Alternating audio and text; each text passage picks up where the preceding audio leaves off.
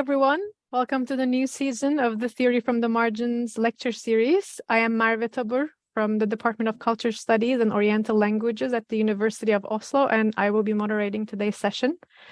Our next event will be a lecture by David Niemer on December 16th. So please keep an eye on our website and our Facebook page for further details. Before we move on to introducing today's speaker, I would like to say a few introductory words about who we are and what we do. The Theory from the Margins Collective deep reads current scholarship on postcolonial theory, the decolonial turn, and the theory building from the Global South. The collective reads works from marginalized communities in the Global North and South, as well as critical interventions based on in-depth studies of marginalized groups. Free from the Margins is primarily interested in the contemporary global academe's engagement with what we understand to be theory, and it aims to spark broader discussions about theoretical concepts outside of academia. And I am joined today by my colleague, Patrick, from the Department of Culture Studies and Oriental Languages at the University of Oslo, and by Teang Teron from the Norwegian School of Theology and Society. Without further ado, I now leave the floor to Patrick to introduce today's speaker. Thank you, Murray. It is an honor to be here today to introduce Professor Fadi Bardawil, an anthropologist by training, who is Associate Professor of Contemporary Arab Cultures in the Department of Asian Studies and Middle East Studies at Duke University. His work investigates the traditions of intellectual inquiry and modalities of political engagement of contemporary Arab thinkers, the international circulation of critical theory, and the genealogies of postcolonial critique. He is the author of Revolution and Disenchantment, Arab Marxism and the Binds of Emancipation by Duke University Press 2020. And it's about this book that he will talk today. The Arab Revolution that began in 2011 reignited interest in the question of theory and practice, imbuing it with a burning political urgency. In Revolution and Disenchantment, Bardawil redescribes for our present how an earlier generation of revolutionaries, the 1960s Arab New Left, addressed this question. He excavates the long-lost archive of the Marxist organization Socialist Lebanon and its main theorist, Waddah Charara, who articulated answers in their political practice to fundamental issues confronting revolutionaries worldwide. Intellectuals as vectors of revolutionary theory, political organizations as mediators of theory and practice, and non-emancipatory attachments as impediments to revolutionary practice. Drawing on historical and ethnographic methods and moving beyond familiar reception narratives of Marxist thought in the postcolony, Bardawil engages in fieldwork in theory that analyzes how theory seduces intellectuals, cultivates sensibilities, and authorizes political practice. Throughout, Bardawil underscores the resonances and tensions between Arab intellectual traditions and Western critical theory and postcolonial theory, deftly placing intellectuals from those traditions into a much-needed conversation. And with that, I give the floor to Professor Bardawil.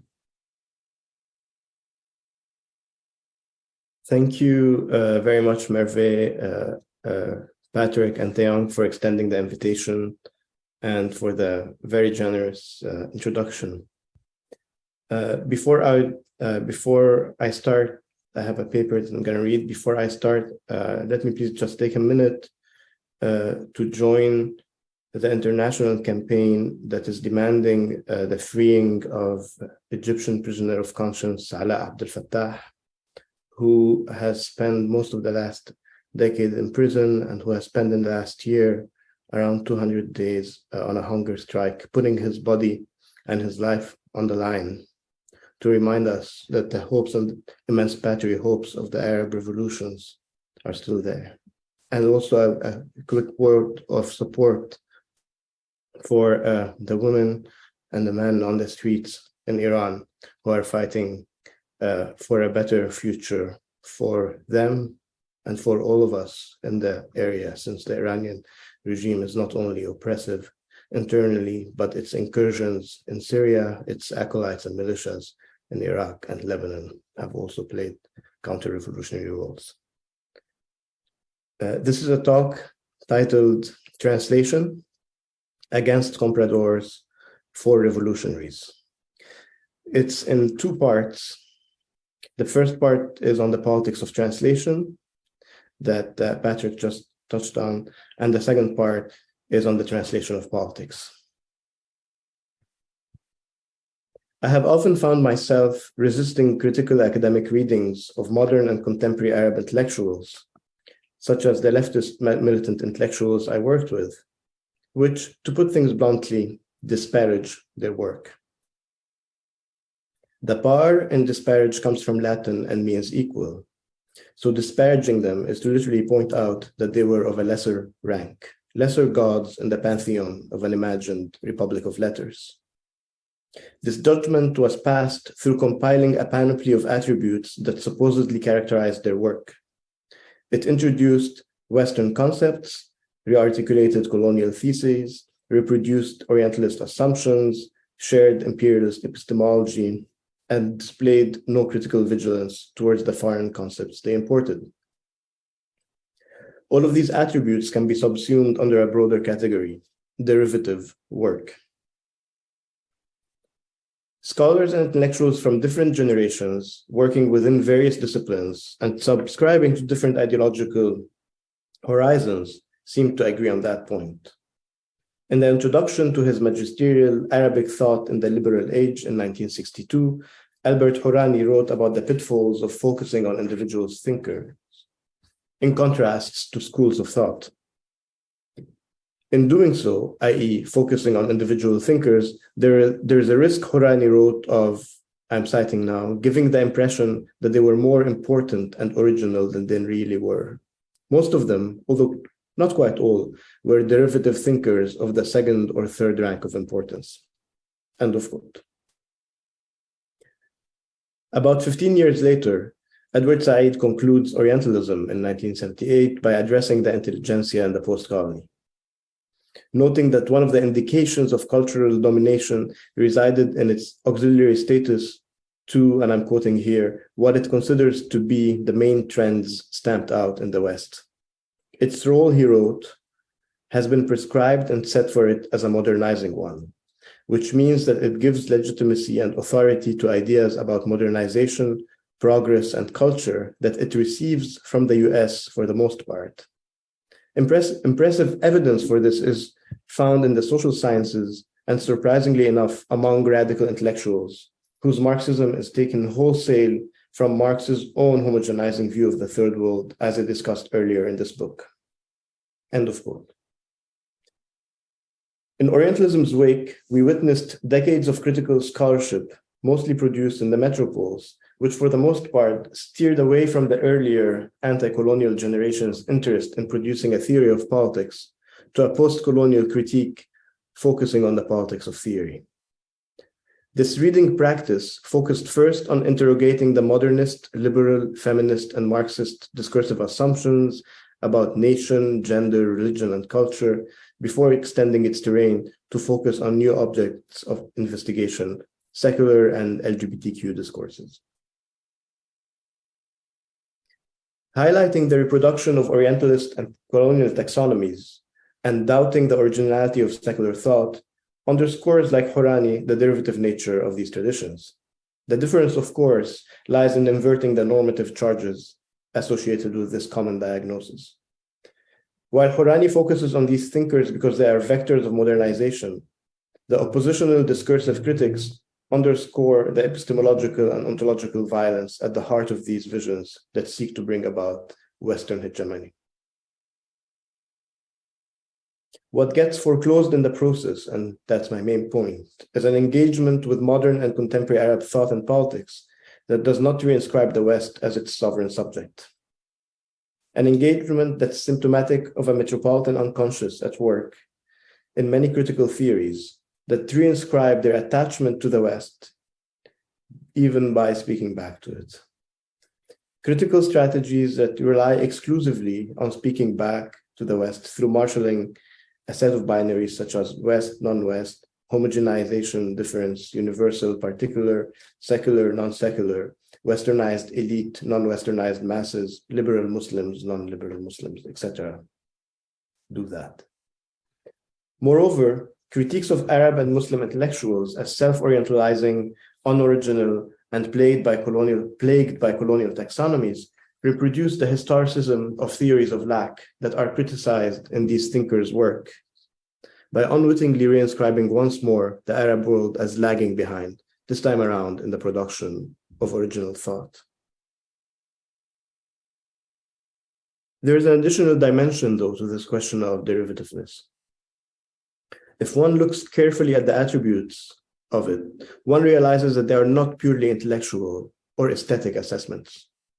They are different from statements that, for instance, appraise the lack of originality of a work of art by stating that something is a piece à la façon de in the style of someone else. They are not just derivative of the West. Rather, by being intellectually derivative, they also become politically significant. The imitator comes close to becoming a foreign agent. Willingly or not, they end up doing the West's work. Depending on the critic's politics, being an agent of the West can be a good thing or a bad one. It's a good thing if one thinks that intellectuals are the vanguards of reform and the heralds of the Enlightenment. Most of the time, in critical academic circles at least, it's a bad thing. These thinkers become fifth colonists, either conscious enemies of the interior or unwitting dupes seduced by the allure of Western intellectual commodities. In both cases, their work serves colonial interests by undermining their society's capacities to resist imperial cultural encroachment from within. The non-intended effect of the Saïdian rewiring of the Foucauldian genealogies that were unmarked, the non-intended effect of marking them, so marking the power-knowledge couplet as colonial power, imperial knowledge, and imbricating them within an anti-colonial antagonism with a dominant subject, the West, and a dominated one, the Orient, produced this form of discursive ideology critique that unmasks rigged discursive assumptions undergirding thinkers' thought to reveal a class of westernized elites who are discursively and at times economically allied with empire. The Oriental subjects who are fashioned by Oriental knowledges, ontology, put them to use epistemology, like the colonists and imperialists, to undermine from the inside their own society, politics. Perhaps the most memorable sentence that encapsulates the working of this modality of critique that collapsed ontology, politics, and epistemology onto each other is contained in Layla Ahmad's powerful revisionist critique of 19th century Egyptian thinker Qasim Amin, who was once hailed as a feminist pioneer in the Arab world. After noting that Amin's work is the rearticulation of the colonial thesis of the inferiority of the native and Muslim and the superiority of the European, and here I'm quoting Layla Ahmad, in a native upper middle class voice, the voice of a class economically allied with colonizers, Ahmad quips that far from being the father of Arab feminism then, Amin might more aptly be described as the son of Cromer, the British proconsul general in Egypt from 1877 to 1907. My resistance to these readings is certainly not rooted in a nationalist structure of feeling, one that seeks to redress a hurt narcissistic pride and heal a wound inflicted on the self. In fact, it is the disparaging intellectual ideological judgments which are most resonant with both nationalist and nativist sensibilities, whose ingrained suspiciousness towards foreigners keeps them on the lookout for discursive agents that have infiltrated their societies. I tried in my work to counter these politically suspicious and at times condemning readings, underscoring intellectual derivativeness, with rethinking the question of translation as a linguistic and conceptual practice, and as transfiguration, a term I borrow from Dilip Goankar and Elizabeth Povinelli, and which stands for the operation of seeking to refunction a text for different demanding text sites, i.e. adapting it, reconfiguring it, moving away from the sole preoccupation of translation with the problem of meaning. I began by reconsidering the colonial division of labor, which assigns the global South as the site of experiences and concrete facts, while the North manufactures abstract theory that travels back, no visas needed, to the global South to frame it without much resistance. In my particular case, for example, to go back to Said, this would take the form of using his theory as a frame that would frame the works of Arab thinkers at home, transforming them as a result into local autochthonous figures whose works are rendered legible through the lenses of diasporic postcolonial paradigms.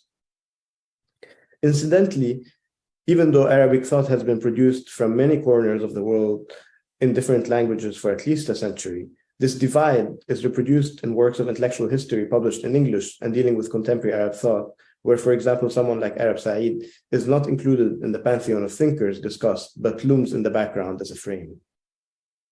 Second, after reconsidering the division of labor, I aim to disrupt this colonial circuit by reconsidering the practice of translation in the global South as a multi-directional and, more importantly, a generative process. Translation in this reading is not a one-way street whereby concepts' or original address is always in the North and their destination always in the South, which receives them, applies them, is influenced by them, and last but not least, produces inauthentic pale copies of them. To disrupt this colonial circuit then entails troubling three sets of binaries: North, South, origin, destination, authentic, copy.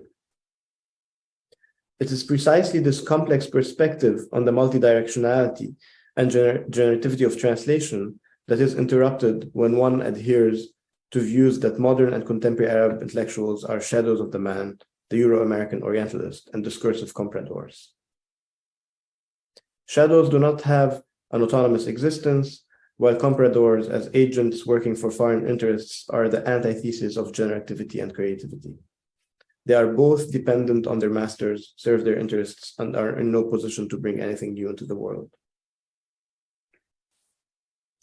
To foreground the figure of the translation against the shadow and the comprador shifts our perspective on works and their producers from three different angles. First, in steering away from merely inscribing works as derivative of Western originals and their producers as acolytes, we avoid the historicist pitfall I mentioned earlier of positioning Arab and post-colonial words as always lagging behind the West and therefore needing to and of course failing to catch up. Second, we move away from a mode of critique that doubles up as an ideological judgment and comes dangerously close to takhween in Arabic, the accusation of treason and collaboration with foreign and mostly imperial interests, which is a very, very common and effective instrument of political excommunication in our part of the world, brandished by chauvinistic secular nationalists, Islamist ideologues, leftist anti-imperialists, and militant nativists of all ink. As you can see, it's there for everyone to grab. Third, to think about the generativity of translation is to carve out a discursive space for welcoming that which is modern, new, and original in the post-colony. It helps us answer a couple of fundamental questions that generations of thinkers and artists have confronted and have been troubled by, and which Dipesh Chakrabarty has condensed admirably. First, the question of newness. How to deal, and here I'm citing, with the problem of what may be genuinely new about the modern that also seems belated and resembles something that has already happened somewhere else. I will return to the question of belatedness towards the end of this talk. And second, the question of originality, since the problem of postcolonial history, as Chakrabarty said, is that we do not know how to signal that which is original without it being authentic or indigenous. These two questions make an appearance in the translator's introduction that Robin Creswell wrote to the preface of his refined translation from Arabic of Sun'Allah Brahim's classic novel, That Smell, in 1966. It's worth spending some time on this preface to flesh out the points I just made about translation. Creswell gives us a glimpse of what Ibrahim, who was imprisoned by the Nasser regime in the 60s for his communist politics, was reading given his severely limited access to materials in prison. Reading Brahim's prison notebooks, he highlights some of their concerns while underscoring the importance of literatures from the Soviet Union and from the US for the aspiring novelist, despite the fact that he had no access to them neither in their original languages nor in translation in most cases. Sitting in his prison cell, Ibrahim assembled his literary style from whatever secondary or tertiary sources were available to him. Creswell says, and I'm quoting, to cobble together bits of Solzhenitsyn with bits of the Green Hills of Africa by Hemingway and bits of other things, and come up with a style unique in Arabic literature. This search for models, he continues, influence is too passive a word to describe what Brahim is doing, is more like a bricolage, was made under severe restrictions. end of quote. Sun'Allah Ibrahim did not apply a Soviet model or an American one, nor did he import both of them wholesale. He picked, chose, and reworked what resonated with his own experience. Ibrahim's dilemma, as Creswell condenses it, was how to write oppositional art when the regime in power, i.e. Nasser, has already stolen your best lines. A conundrum which is faced by many in the global south, and less so in the north, where whether one is opposing liberalism, capitalism, or white supremacy, there is a clearer ideological delineation between the ideological positions of the critic and those of the regimes she is opposing. So it is while Ibrahim was thinking about the singularity of the predicament of Egyptian communists pursued and imprisoned by a regime which claims socialism, that he found sustenance in the works of Soviet artists, like the poet Yevgeny Yevchenko, who showed him, and here I quote Creswell, how one might remain a communist despite communism, while underscoring the importance of telling the truth. The figure of the bricoleur that Creswell marshals does not only refer to how something comes into being from an assemblage of diverse and heterogeneous materials. An important aspect of the activity of bricolage is the limited availability of materials that are at one's disposal. Bricoleurs do not have the luxury of ordering and waiting for the exact parts they need. They work with what is available here and now, like Ibrahim did in his prison cell.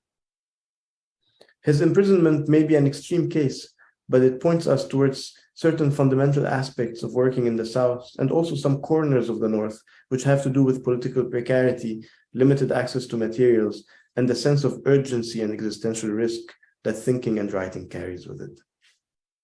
Last but not least, the imagination is central to bricolage, which consists of an unconventional repurposing of a limited pool of diverse material to make something new, something original. I now come to the second part of the talk, which is less on the politics of translation and more on the translation of politics.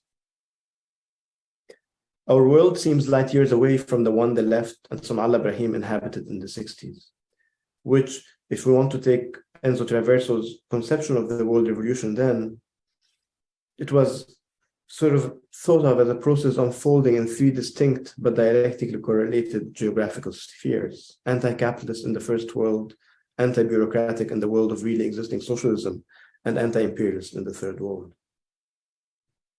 For one, today the borders between certain quarters of the left and the right are getting harder to discern. Parts of the left and the right in Europe are getting closer on several fronts, namely under the rubric of a nationalism, at times virulent, which upholds national sovereignty against supranational institutions, global economic processes, and migrants. But let us leave Europe for a minute, or precisely let's branch out of Europe for a minute without fully departing from it, since our world today is increasingly interconnected, and today's migrants may very well be yesterday's revolutionaries. The Arab revolutions that started in 2011 have put on the table again the thorny political and theoretical question of naming an event. That divided the left. The practices of emancipation, particularly the Syrian ones, for example, have been hastily brushed off in certain Arab and metropolitan leftist circles as not properly revolutionary. I mentioned the Syrian revolution because, unlike the initial celebrations after toppling the pro-Western Tunisian and Egyptian presidents, the uprising in Syria was met from the get-go by suspicious apprehension and support of the regime by certain quarters of the left. The practices of revolutionaries who early on faced a ruthless war machine, which was not a client of Western powers, clashed with ideological first principles, primarily anti-imperialism, that guide some of these leftist political alignments. Solidarity with them was withdrawn, and first principles prevailed over practice. Moreover, this dismissal seems to have been vindicated by the tragic unfolding of events. The political setbacks of the revolutions appear to confirm the truth of the judgment that is part of a distinguished genealogy of the collapse of truth onto political victory on the left. And here I quote, "Little has eviscerated Marxism," Russell Jacoby wrote, "more than its acceptance of the judgment of history as truth itself," end of quote. Victory, he reminds us, is not proof of truth, and vice versa. Moving beyond an assessment of the first principles that guide the left's political alignments, can our critical theories apprehend the event? In what way is theoretical apprehension of the event, its naming, overdetermined by belatedness, i.e., it's coming after revolutions from which the conceptual features of what define a revolution is distilled? This belatedness, which is tightly woven with the dialects of Arab deficits, cuts across scholarly and media discourses on the region. It often manifests itself in the form of leading questions. Where's the Palestinian Gandhi? Where's the Muslim Luther? Where's the Arab Lenin? The suggested negative answer to these three questions underscores assumptions about Palestinian violence, which exists outside of a sphere of civility, Islam as a problem in and for modernity, and the non-revolutionary nature of the Arab uprisings, since they did not come hand in hand with their token revolutionary theorists. The revolutions breached the matrix of left politics and critical theory that could not overcome the empire qua West resistance binary, its metropolitan unconscious I mentioned earlier. To say this is to point out that critical theory do not only fall short of apprehending events by active conceptual erasure and totalizing sweeps. At times, critical theory falls short because the event falls out of its circumscribed terrain of operation and remains invisible as a result. The metropolitan oppositional epistemology critique, which caught like wildfire in the wake of Said's Orientalism, did not develop critical conceptual tools to grasp the modalities of power at work in Arab and Muslim societies, whose subject was not the West. Major crises in the region that did not revolve in the orbit of the West politically and culturally, such as the waves of battles during the Lebanese civil and regional wars from 1975 to 1990, the Syrian regime's massacre in Hama in 1982, the Iran-Iraq war in the 80s, remained invisible in theory. This defensive theoretical anti-imperialism performs well as long as its targets are Western, which belong to two categories. Either discourses with universal aspirations, say human rights, secularism, Marxism, feminism, liberalism, or culturalist reifications about Islam and the Arab mind. It works better still if these discourses are peddled by empires, international organizations, and NGOs. That said, it does not have much to say conceptually on the practices of emancipations, such as the Arab revolutions, or logics of power, such as the modalities of rule of the Assad regime, or the regional incursions of the Iranian regime, or its techniques of repression today. This issue is not exclusive to these anti-imperialist practices of epistemology critique.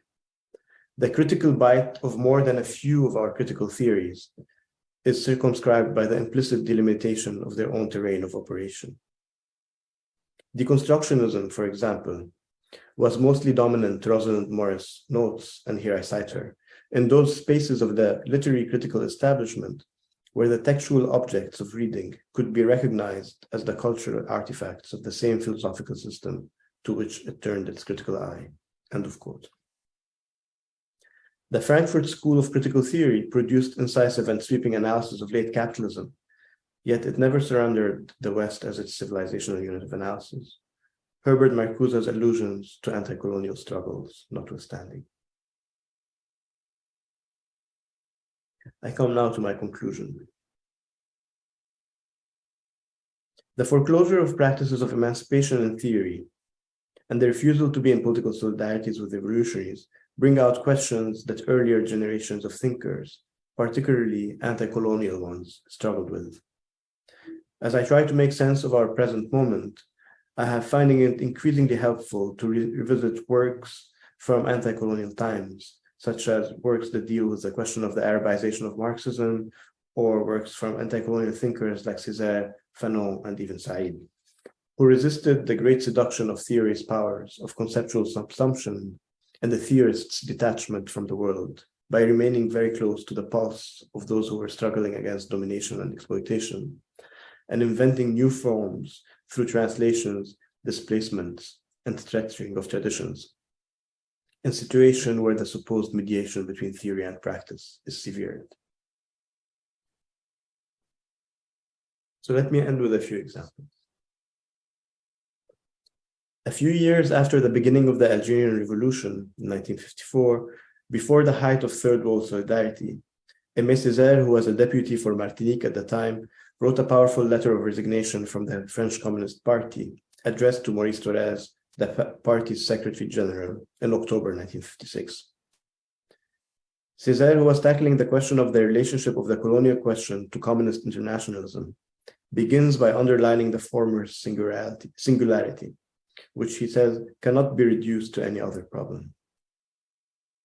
The singularity for him is what preempts considering the colonial struggle a fragment of a more important whole, which is constituted by the struggle of the French worker against capitalism. Césaire ends his resignation letter by urging his readers to, and here I cite him, have the strength to invent instead of follow, and to clear the path of ready-made forms, those petrified forms that obstructed. End of quote. As I read him, Césaire is clearly not arguing for foregoing alliances and solidarities. Rather, he is proposing that critical practice should be attuned to the world by inventing new forms that enable solidarities. A form of critical labor that can take the form not only of opposing something, but rather of stretching a concept to encompass practices that previously fell outside of its purview. The feminist tradition, for instance, of course, stretched the notion of the political to encompass the private sphere. The concept of work was also widened in the late 20th century outside of its traditional association with labor movements. Progressive advocates and Atsing rights expanded the category of work and thus the grounds for solidarity, arguing that housework, sex work, piecework, and more were also work. End of quote.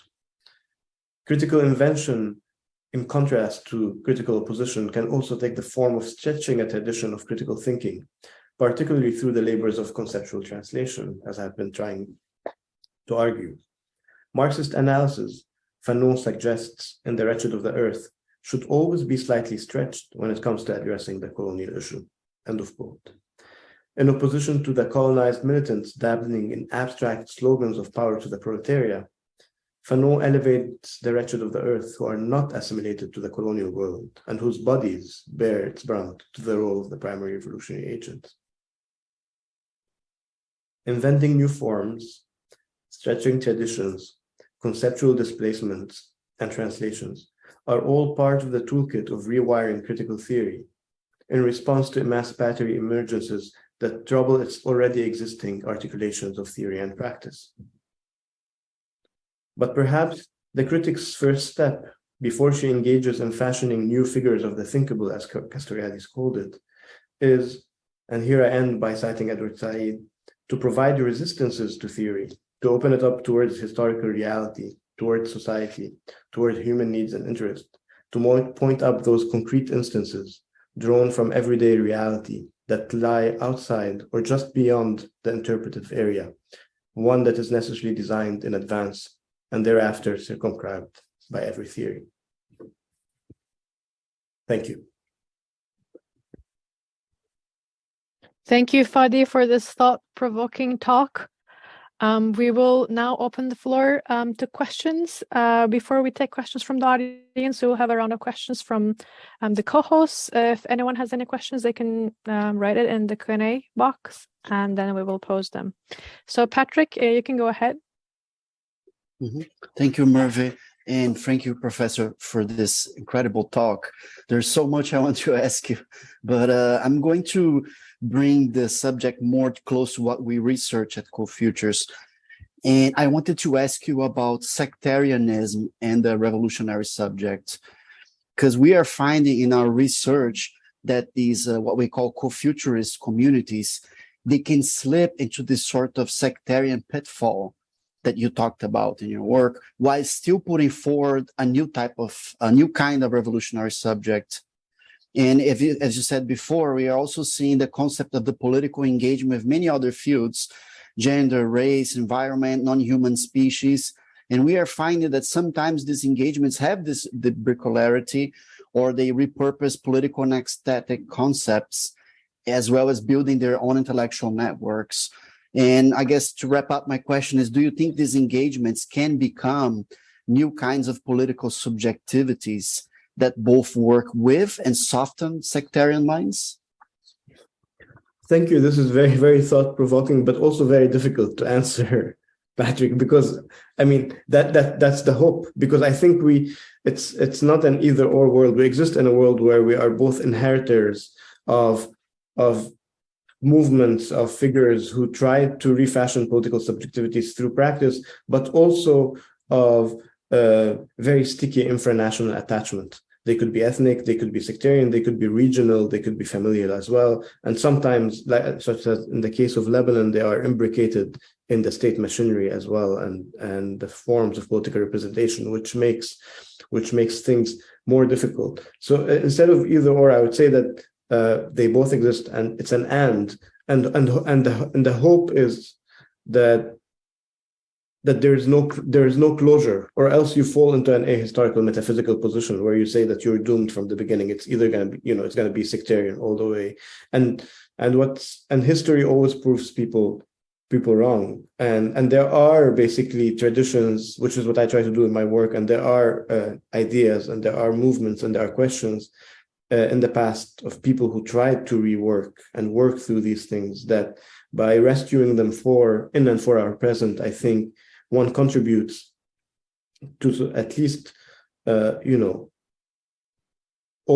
of providing an opening into either the modes of politics that are only based on these sort of communal forms, or at least these forms of watertight discourses of separation between us and them, whether the us is sectarian or ethnic or communal. So of course I will not negate it, but I will basically, I will not say that it's one cannot say that it's the end game. But thank you so much. Thank you. So I'll ask the next question. So how did the Lebanese New Left of the 1960s and their practices and conception of Arab Marxism relate to other revolutionary movements, both in the Middle East and globally? For example, do you see the development of a regional solidarity that moves beyond the Arabic-speaking world? Like, do you see forms of solidarity with leftist movements in Iran and in Turkey at the time?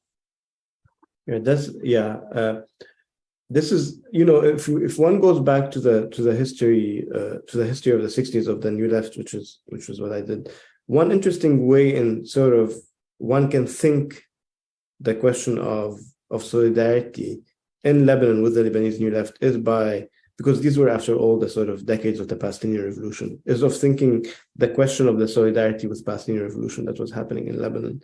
And the Lebanese New Left that I worked with was very much allied with the parties of the Palestinian New Left. A lot of them had a common genealogy in Arab nationalist movements that they moved out of in the 60s. So the question of international solidarity was articulated through the question of Palestine. I mean, Masao Adachi, the Japanese film director, he said in his, for instance, he said in, I think the film that Eric Butler made about him, that, in Japan in the 60s, there were two big causes. There's Vietnam and there was Palestine. I chose Palestine. So, and Lebanon and the Lebanese left was very much part of that frame of rethinking what, revolution in Lebanon via the presence of the Palestinian Revolution, and thinking the Palestinian Revolution as a horizon of sort of third world, global South, international solidarity. So I would steer your question towards the sort of work, and I did some of that work, on Beirut in the 60s and the 70s, and the sort of the grounds of solidarity that had Palestine at their heart.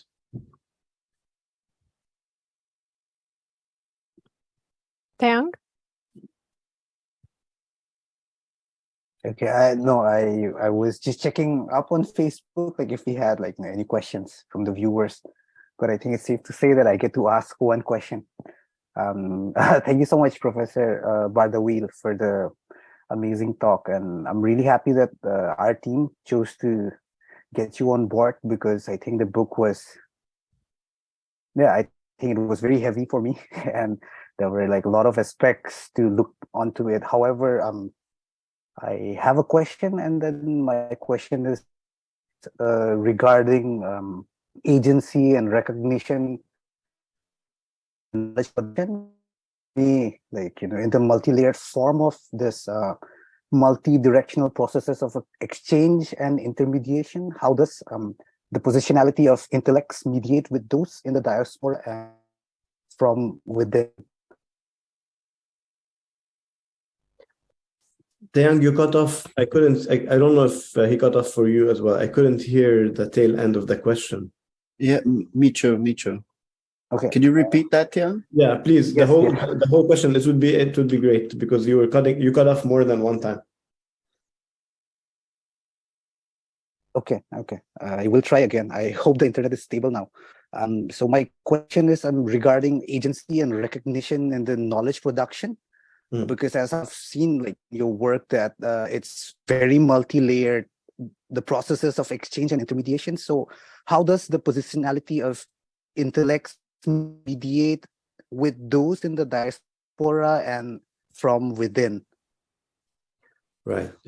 I mean, yeah, I hear two big questions. One is a question about, I mean, they're all related to what Said called traveling theory, but one is in relationship to languages, and the other one is to relationship to sort of diasporic home relationships. That question of diaspora, I'm getting more and more interested in working on, precisely because there were different ways in which people were connected. One is through political parties. The other is through certain institutions. For example, in the US in the late mid-60s, there was an institution that was founded that someone like Said, who was a very young professor at the time, was involved in, called the Arab American University Graduates Association. So these they held conferences, they produced journals. These were institutional forums in which people sort of interacted, became friends, became comrades, and thought through each other. That's one aspect, but there's a whole other world, of course, which is the world of individuals who studied in the Soviet Union and in the Eastern Bloc. And then there were other institutions, other networks. There was a music festival that was held in East Berlin, for example, where some folk bands would go. So you had different modalities of thinking about translation and knowledge. One is to think about, which is I write about in the book, one is to think about metropolitan languages as the bridge between different militants from the global south, mainly French and English.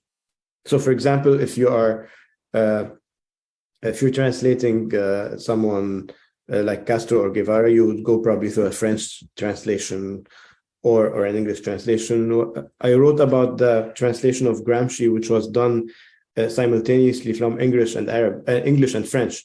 So they took the English translation and the French translation together, and from these translations of translations, they produced a unified Arabic translation. So one Anglophone, one Francophone. So if you're interested in questions of slippages, of origin, which is why one of the reasons where I move away from the question of basically copy and original and talk about multidirectionality, because once you're talking about a translation from a translation, you're no longer in the sphere of the original and the copy. So it's a copy of a copy. So there's all these things that I didn't have time to elaborate, which were there. So you had the sort of Eastern blocs and its institutions, its languages. They had translators who translated things into Arabic. You had, for the group I worked with, for example, there's Édition Maspero, which was basically which now became Édition Découverte in France, which was known as the Third World Press. Was very important because it was a press in France that basically translated into French I mean, it had the theory section, which was sort of curated by Althusser, which is why all of Althusser's work was produced, but also had a third worldist section. And these books were read and sometimes interpreted and translated from. So the metropole becomes a bridge for solidarity via the sort of former colonizers' language, which I think is a very interesting idea to sort of explore when you're thinking about multidirectionality and the role that the sort of unwitting role that the sort of metropole could play.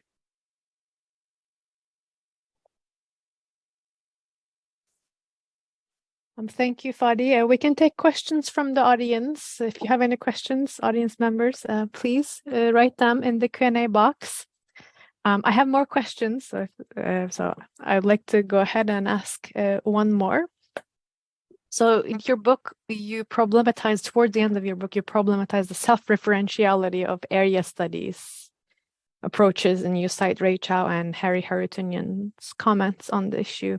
So following up with this critique, I want to ask, how has your book been received by scholars outside of Middle East studies?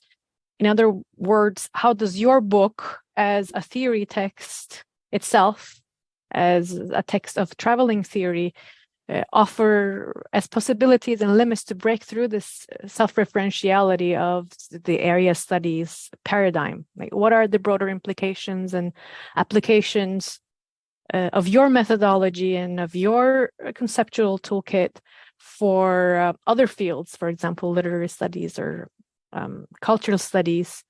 And I know I ask like a lot of like tangential questions, but also like if we take it even further, like how do you see your text traveling globally to interact with contemporary leftist thought and movements in Lebanon or elsewhere?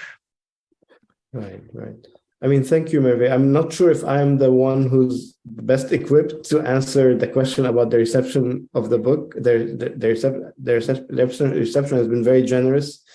I mean, in terms of where it was read and how it was read. I mean, at least I can tell you, for example, that there were reviews in Indonesian, in French, and in Argentinian political theory magazine, and in an Italian magazine. So and in Arabic, of course, including very critical ones because of my critique of sort of what is perceived as basically a relinquishing of anti-imperialism, when in fact it is not a relinquishing, but it's rather basically a sort of a broadening of basically our perspective to think about different modalities of power. So it has been read, and I'm very humbled by that. It has been read, and I mean I've done a few talks in colleges in different parts of the world, which is one of the benefits of Zoom, where you can't travel. But to tell you, like to give you the definitive word of how this text is going to be read as traveling theory, I don't think I'm the most equipped person to do it. But however, I can tell you what I tried to do, and I'm not sure if I succeeded in it or not. It was very difficult, but I tried when I was writing it. I tried to write a text that would simultaneously address different audiences, that would be a text that thinks about questions that are related to sort of questions of theoretical paradigms in the Euro-American academia I inhabit, but also a text that would address an audience that's interested in the question of intergenerational dialogue, public memory in Lebanon. And this was quite difficult for me to sort of find a form to articulate that, precisely because I inhabit both of these problem spaces and I wanted to address them. And in retrospect, when I think about it, first, I'm not sure if it succeeded or not. I mean, the book right now, I'm editing the translation in Arabic. So once I finish, it's done. I'm editing it. Once I finish editing it, hopefully it's going to be published soon in Arabic, and then that will open a different modes of reception of it. But the question of writing a book that that is addressing area studies scholars, addressing sort of people who are interested in postcolonial theory, addressing a way of doing theory which is heavily historical and ethnographic, which is what I tried to do, which is to say that basically these were people who were doing theory in practice. And in order to recover this project of theory in practice, it has to be mediated through the question of history and ethnography. So it doesn't make it intellectual history, but it doesn't make it as well reified history. And that's, you see, I tried to inhabit these tensions between different problem spaces, between theory on the one hand and history and theory. And it's for readers to decide whether it worked or not. But for me, this was a real struggle to actually say, I want both at the same time. I want to address both audiences. I want this to be read. In terms of reviews and in terms of readerships, I'm very happy by the fact, as I mentioned in the beginning, that it's been read in Argentina and Indonesia and the Arab world, in Paris as well. So a lot of the questions you're raising about like the theory of translation, the politics of theory, a theory of politics, politics of language, and the relationship between diaspora communities, and it seems like all of these questions relate to the discussions we have also in like literary studies on like world literature. Particularly right now, we try to come up with terms to talk about how to like talk about the work produced by authors who live in the diaspora and write about their home countries. Like, do we identify them with a particular nationality, or do we identify them as like authors of world literature? I feel like there could be a lot of implications from your methodology and toolkit for literary scholars, but as literary studies scholars, we tend to focus a lot on close reading, and we tend to focus a lot on epistemology, and we don't tend to do a lot of field work.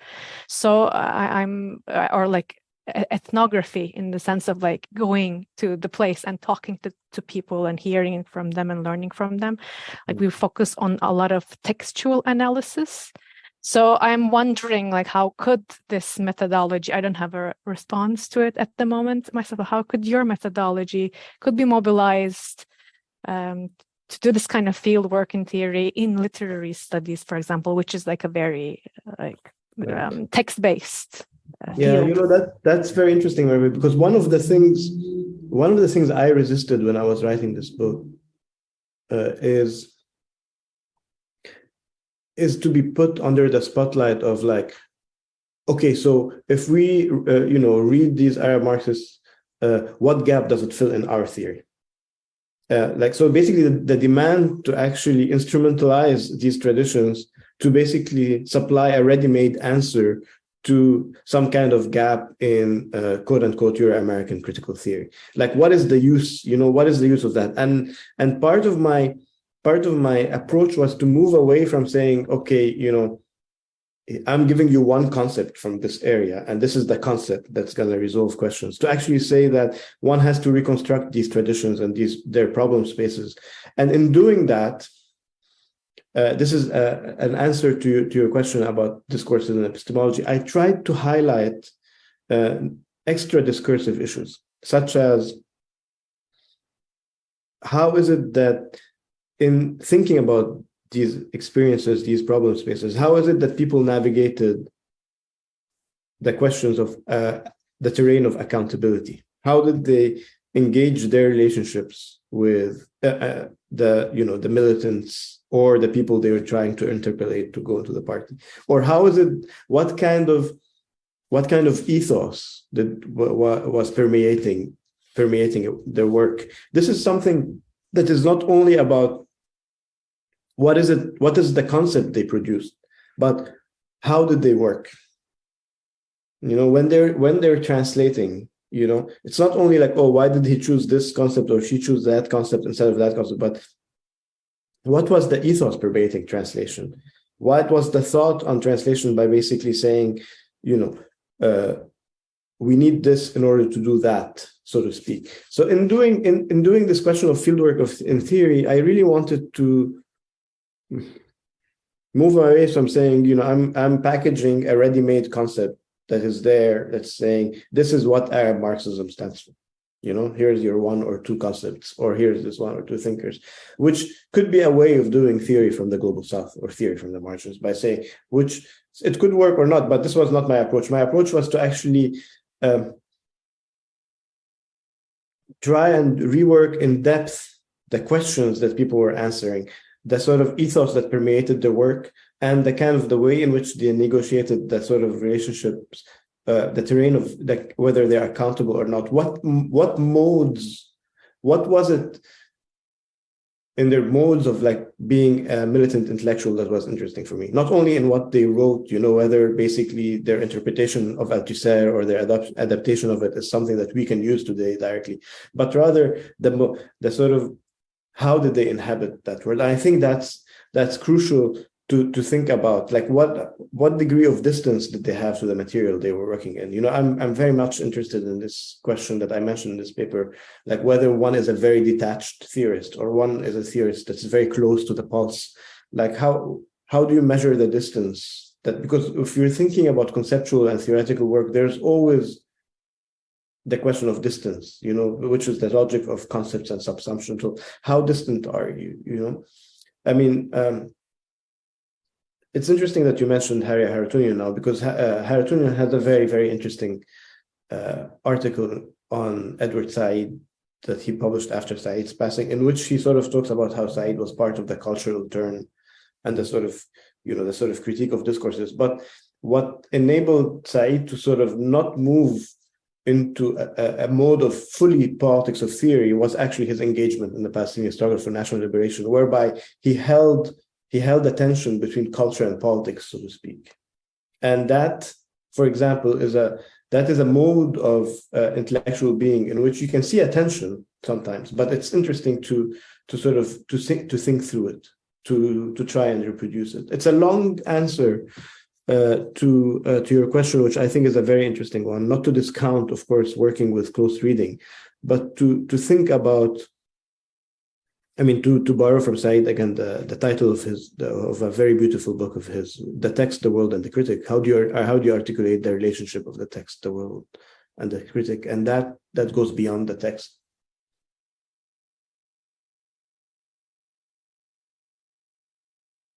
We have a question from the audience, and then Taeyang, I see that you have a question.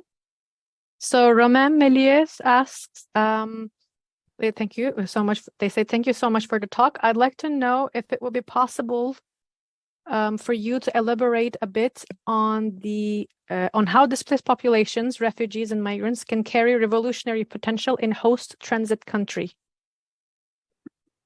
Thank you so much, Romain, for this question. Again, it's very difficult, and it's difficult because I think there's different configurations, but it's also difficult because it's hard for me to speak in lieu of people. But what I can say is,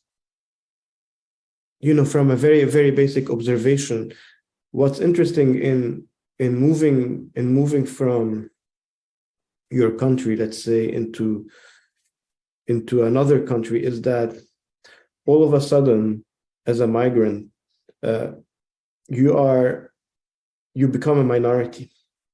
And that has, institutionally, bureaucratically, legally, and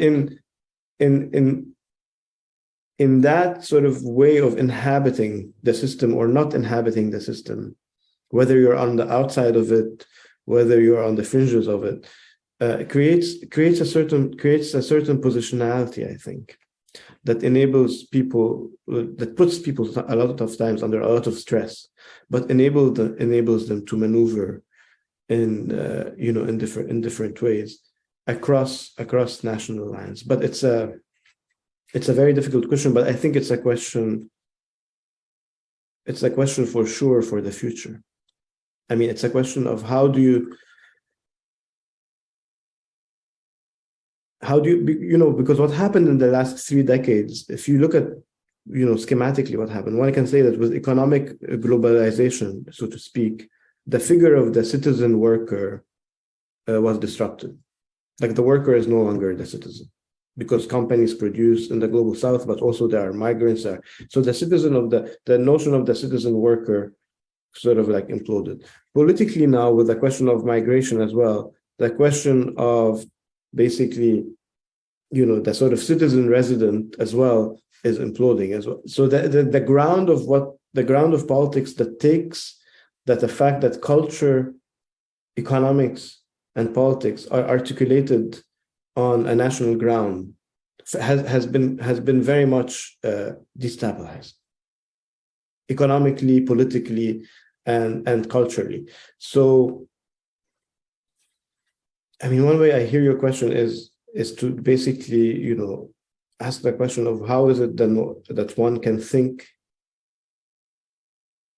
how can one think across the form or beyond the form of the nation state as the horizon of politics, and what migrants enable, migrants in host countries enable basically to sort of trouble that articulation of politics on the figure of the citizen, in the same way that sort of like globalization and migration sort of enable to move away from articulating the question of the worker on the notion of the citizen itself. So they're big questions, but they're what we're facing right now. Taeyang, you want to go ahead? Yeah, actually, I just raised my hand because I saw that there was a question. So I just wanted to say that there's a question. Okay. Yeah. Sorry. Patrick? I just wanted to ask Fadi about melancholia, because we had another guest here who has also worked with politics, Rodrigo Nunes, and he talked a lot at length in his book about the melancholia of the left. Sorry, who was the guest? You cut off. Rodrigo Nunes. Yeah. He has a book called Neither Vertical Nor Horizontal, and he talked at length about this melancholia of the left. And it seems to me this was kind of a common experience for leftists worldwide, in the sense that there was this nostalgia for the 60s, for the kind of mobilization that was achieved at the time. And I wanted to ask you about how did that work in the context of the Lebanese socialists? Right. I mean, over here, I think it's interesting. It would be useful to gesture to the generational position I inhabit, even though the question of melancholia, in my experience, can be inherited. You can be melancholic to the 60s, even though you're born in the 80s, for example. Mm. So there is, but let me. What I tried to do is to basically steer away from two paths, which I found to be dominant, which also kind of map sometimes on the positions of members of the 1960s generation. One, of course, is an attachment to the 1960s as a golden age of internationalist solidarity that the Chinese Revolution, the Cuban Revolution, the Vietnamese Revolution, the Palestinian Revolution, these like third worldist sort of constellation of stars, and that melancholic position. One of my political concerns about that position is that it renders any political event that takes place in the present weightless, because your attachment is so strong to this is what the past, this is what the true left is, this is what was happening, that when the Arab revolutions happened, for example, you can very easily say these are not emancipatory events. Like where's the theory? Where's the sort of Marxist ground against economic exploitation? These are all neoliberals, or they're all liberals. And so the melancholic position closes you off to the emergences that are happening in the present. This is one I wanted to steer away from that. But the other option I wanted to steer away from is a particular form of liberal and Islamic triumphalism.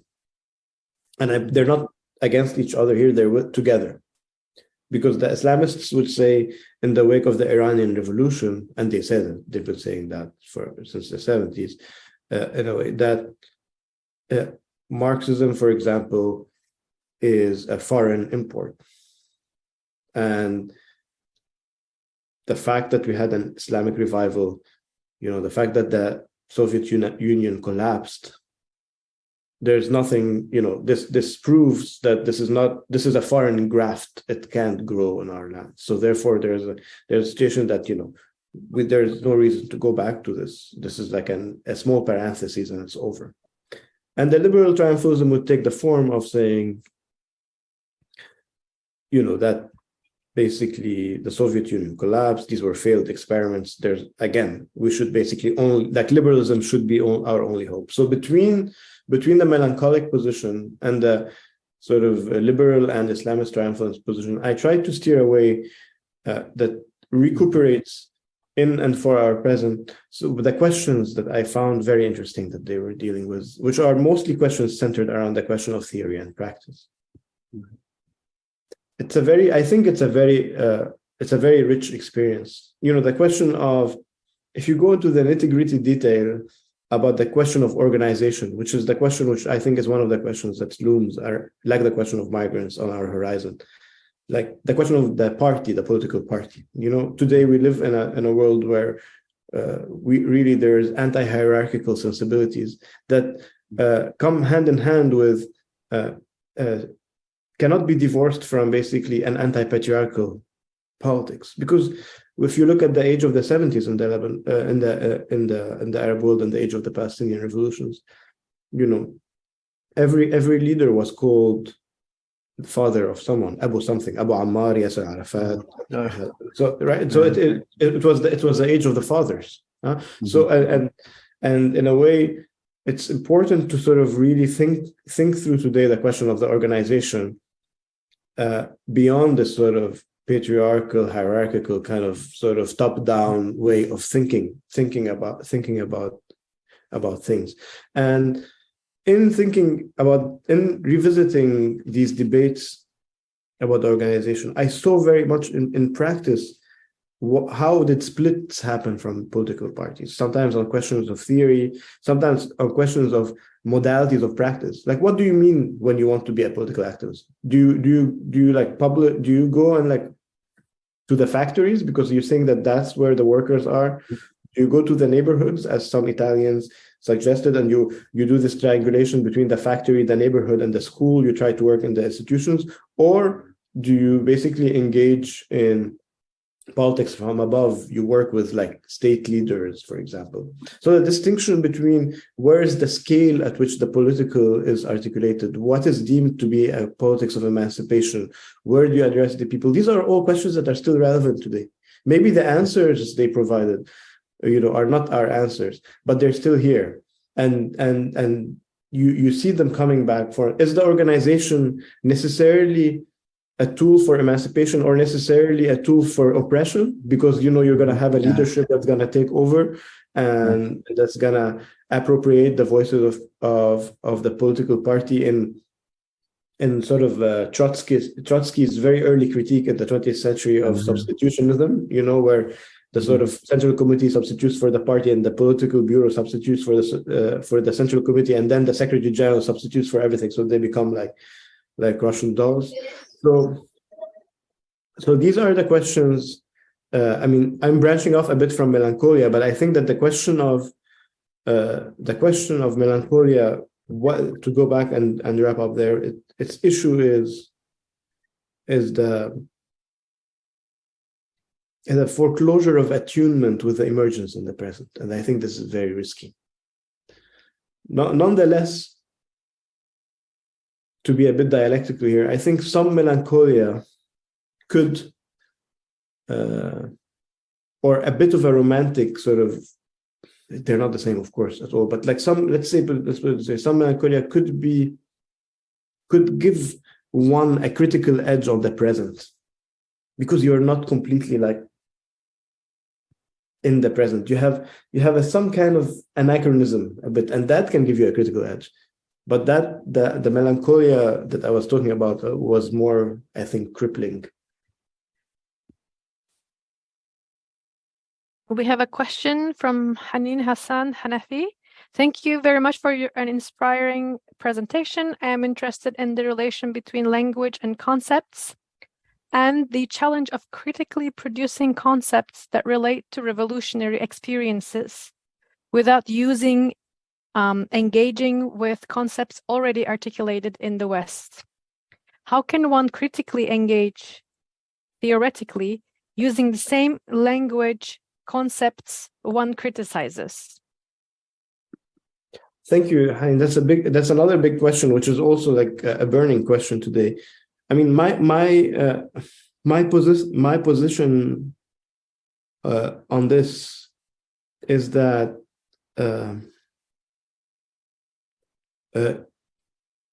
first, the origin of the concept does not over-determine its validity. I.e., if the concept was sort of produced in the West or the East, does not a priori say, it's a concept that is valid for us or not. So, because I do subscribe to what I tried to sort of hint at in the talk, to the idea that the real work comes in how concepts are adapted, reappropriated, repurposed for different settings. So the question would be a pragmatic question of whether a concept would be useful or not. For example, if someone is interested in questions of inequality, and out of a particular revolutionary experiences, one wants to conceptualize about questions of inequality, one can put forth, a panoply of concepts, or at least a theory that tries to understand the grammar of inequality. The question of, like, for example, class or race or patriarchy, and in doing that, I think one can draw on what. So you start, as you mentioned, Hanin, you start from the experience itself. I think one can start from what is it that one is interested in thinking through, and how is it that one can generate a concept that is imbued in this experience, or tweak a concept that has been taken, has been produced in a different concept and reappropriated this concept. And they're both interesting. Of course, there's also a tradition in which people sometimes make concepts out of words that are used in everyday life. They elevate them to the status of concepts. So one can think of ways in which one can articulate a particular concept through appropriation, through adaptation, transfiguration, but also through drawing upon a particular experience and removing it a bit from, taking a bit of distance from its enmeshment in the set of practices in which it was developed to produce a concept.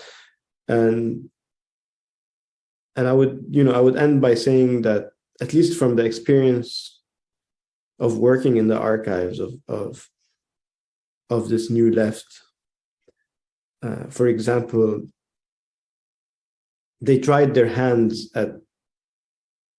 different ways in which to conceptualize the question of sectarianism, for example, or the question of community, because it was a big problem for them.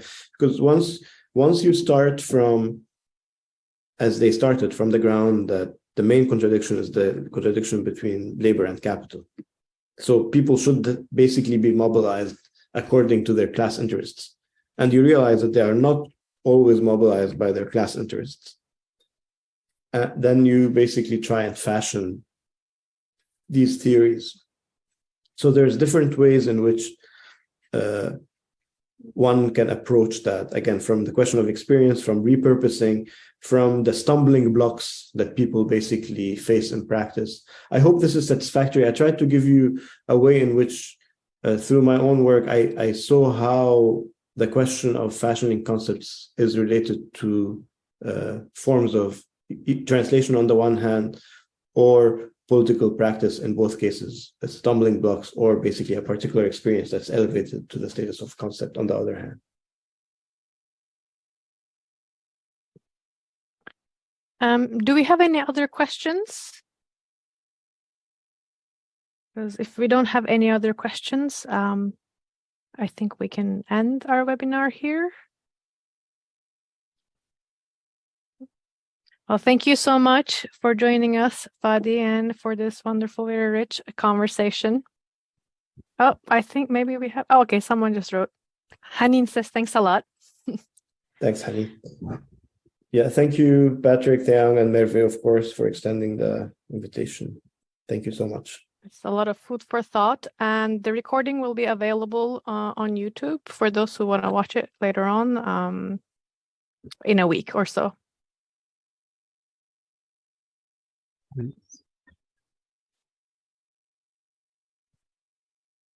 Bye, everyone. Bye. Thank you, Professor, for joining us. Thank you. Thank you, Fadi. Bye-bye. Ciao. Ciao.